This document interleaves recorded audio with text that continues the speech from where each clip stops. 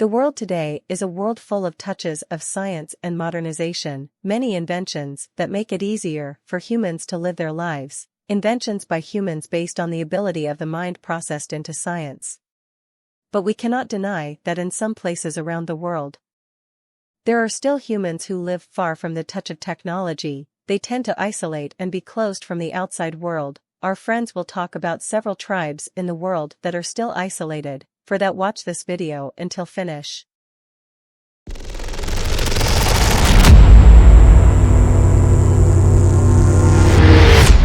Number 1. Sentinel tribes. The Sentinelese are a tribe of hunter-gatherers who live on North Sentinel Island, an uninhabited island in the Andaman Sea. They are one of the most isolated peoples on Earth, and have had little contact with the outside world. The Sentinelese are believed to have lived on North Sentinel Island for thousands of years. They are thought to be descendants of the first humans to reach the Andaman Islands, who arrived from Africa around 60,000 years ago. The Sentinelese are a fiercely independent people and have repeatedly attacked any outsiders who have tried to contact them. In 2006, 2 fishermen were killed by the Sentinelese after their boat drifted too close to the island. In 2018, an American missionary was killed after he illegally went ashore on the island to try to convert the Sentinelese to Christianity. The Indian government has a policy of non-interference with the Sentinelese. This policy is based on the belief that the Sentinelese have the right to live in isolation, and that contact with the outside world would only harm them. The Sentinelese are a fascinating people, and their isolation has allowed them to preserve their culture and way of life.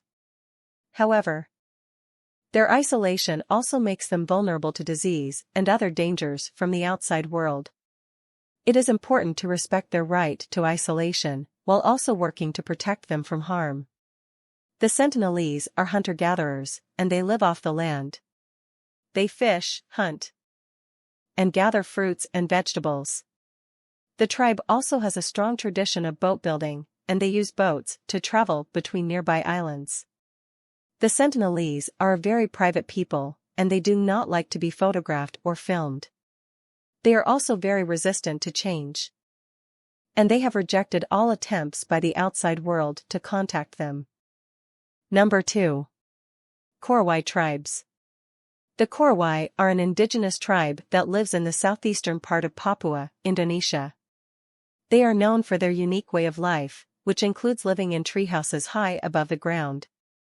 The Korowai believe that evil spirits live on the ground, so they build their homes in the trees to protect themselves.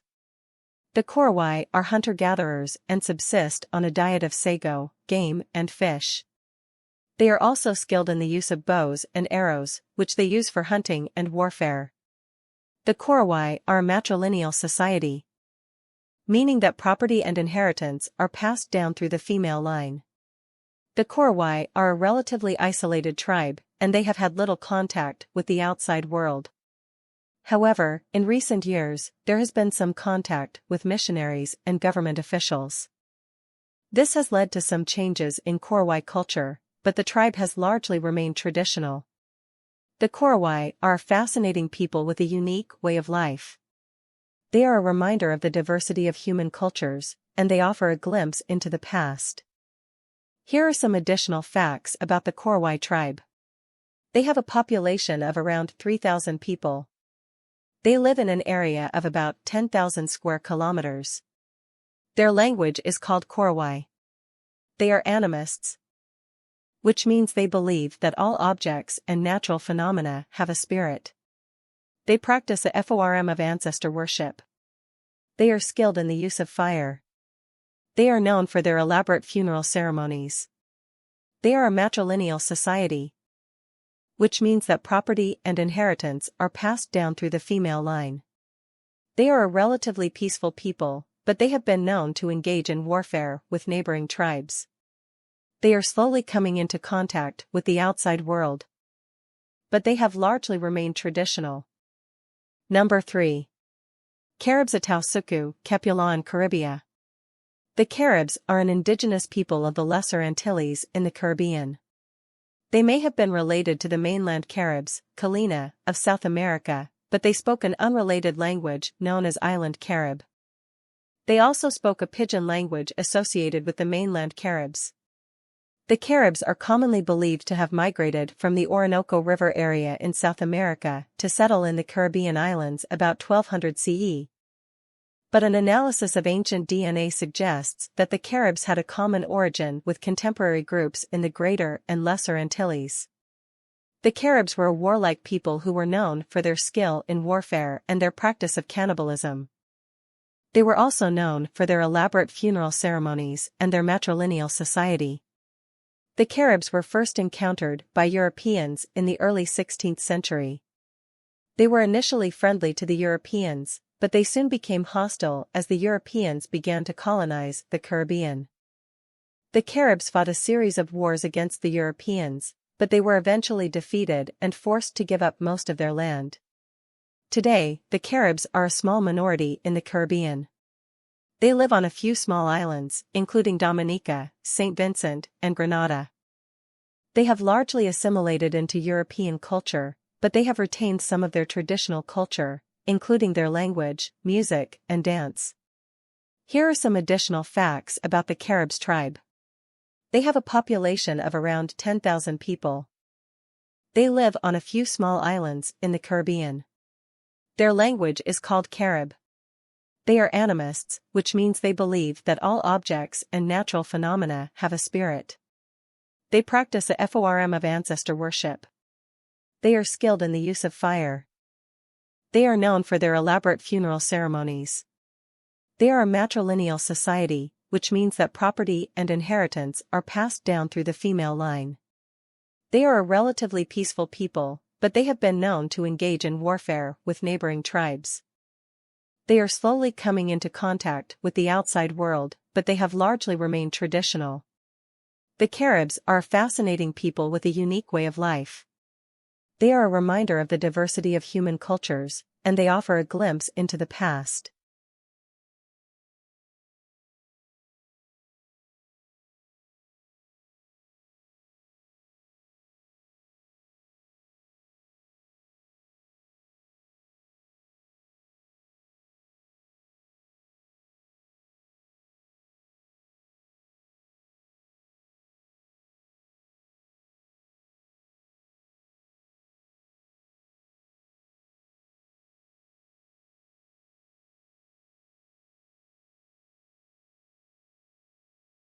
Number 4.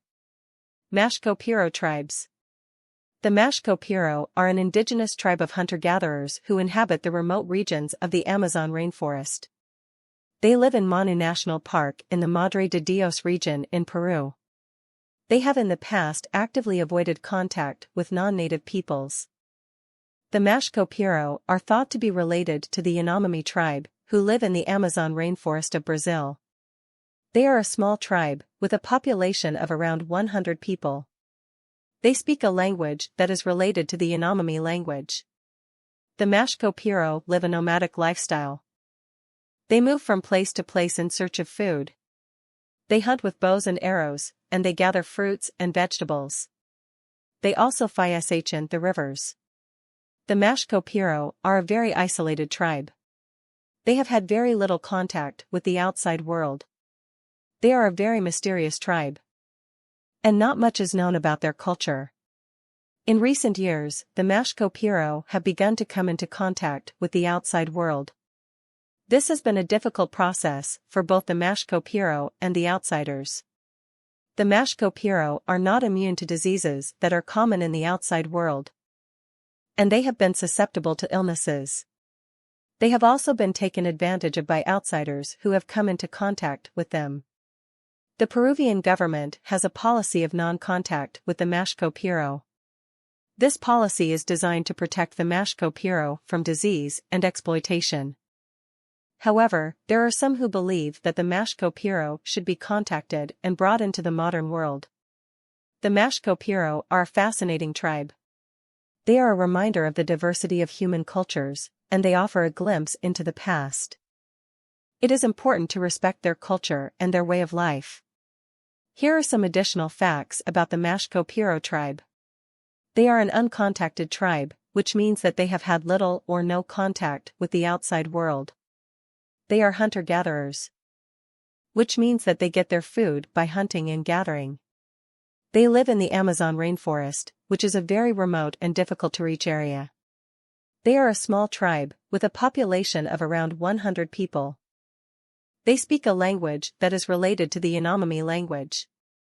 They are a very mysterious tribe, and not much is known about their culture. They have begun to come into contact with the outside world in recent years. But this has been a difficult process for both the Mashco-Piro and the outsiders. The Peruvian government has a policy of non-contact with the Mashco-Piro, but there are some who believe that the Mashco-Piro should be contacted and brought into the modern world. Number 5. Moken tribes. The Moken, also known as the Sea Gypsies, are an ethnic group who live in the Mergui archipelago, a group of approximately 800 islands in the Andaman Sea that is claimed by both Myanmar and Thailand. Most of the 2,000 to 3,000 Moken live a semi-nomadic hunter-gatherer lifestyle heavily based on the sea, though this lifestyle is increasingly under threat. The Moken are believed to have migrated to the Andaman Sea from southern China approximately 4,000 years ago. They are Austronesian people, and their language is related to the Malay language. The Moken are also known for their distinctive physical features, including light skin, curly hair, and blue eyes. The Moken are a seafaring people, and they have traditionally lived on boats called kabang. They are skilled divers, and they use their diving skills to collect shellfish, fish, and other marine animals. The Moken also use their boats to travel between islands in search of food and resources. The Moken are a matrilineal society, meaning that property and inheritance are passed down through the female line. The Moken are also a shamanistic society, and they believe in a number of spirits, including spirits of the sea, the land, and the sky. The Moken have traditionally been a peaceful people, and they have had little contact with the outside world. However, in recent years, the Moken have come into increasing contact with the outside world, and this has had a number of negative consequences for the Moken. The Moken have been exposed to diseases that they have no immunity to, and they have been exploited by outsiders who have come to the islands in search of cheap labor. The Moken are a fascinating people, and they are a reminder of the diversity of human cultures. They are also a people who are facing a number of challenges, and it is important to support them in their efforts to preserve their culture and their way of life. Here are some additional facts about the Moken tribe. They have a population of around 2,000 to 3,000 people. They live in the Mergui archipelago, a group of approximately 800 islands in the Andaman Sea that is claimed by both Myanmar and Thailand. Their language is called Moken. They are animists, which means they believe that all objects and natural phenomena have a spirit. They practice a form of ancestor worship. They are skilled in the use of fire. They are known for their elaborate funeral ceremonies. They are a matrilineal society, which means that property and inheritance are passed down through the female line. They are a relatively peaceful people, but they have been known to engage in warfare with neighboring tribes.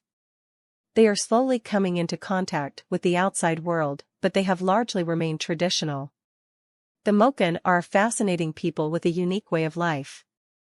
They are a reminder of the diversity of human cultures, and they offer a glimpse into the past.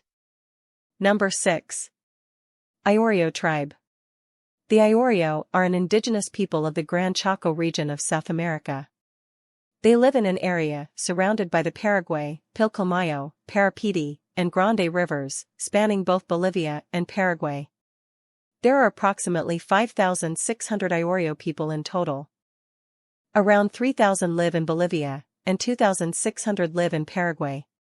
Traditionally nomadic hunter-gatherers, the majority of the population was sedentarized by missionaries in the 20th century.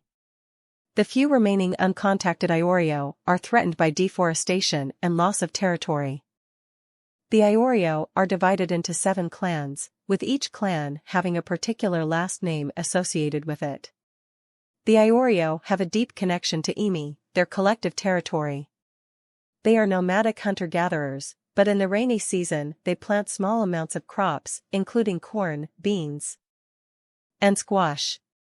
They hunt anteaters, pigs, tortoises, and monkeys in the forest and collect honey from the quebecois tree. They also have a form of shamanism. Shamans can be either gender and are known as disdain.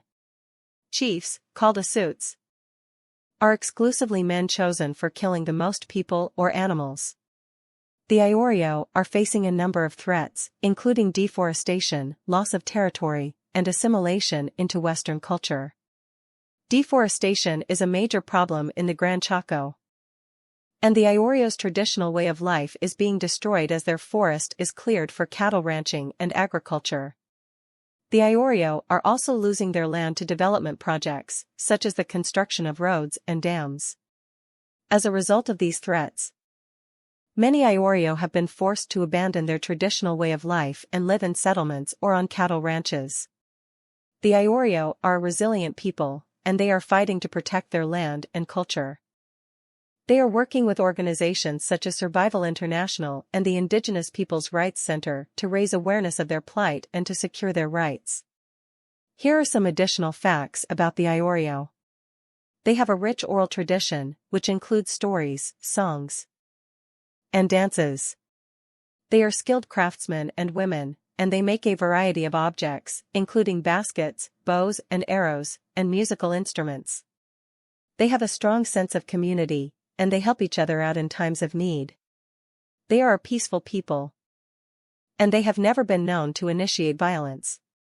The Iorio are an important part of the cultural diversity of South America. They deserve our respect and support as they fight to protect their land and culture. Thank you for watching, and hopefully this video will provide inspiration and useful information for friends. Please support this channel by subscribing so that this channel can grow.